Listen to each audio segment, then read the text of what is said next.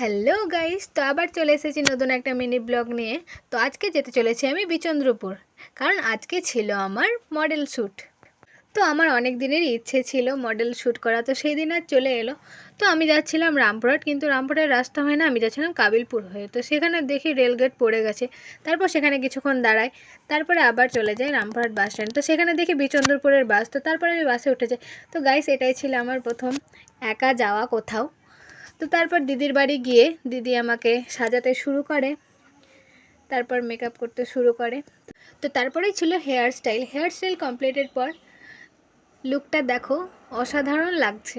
আমার তো খুব সুন্দর লেগেছে দিদির সাজানোটা। তোমরাই কমেন্টে বলো আমাকে কেমন লাগছে। তো তারপর ফটোশ্যুট করি, রিলস করি, তারপরে বাসে চেপে একা একা আবার রামপুরহাট ফিরে আসি। তো রামপুরহাট থেকে আবার টোটো ধরে বাড়ি চলে আসি।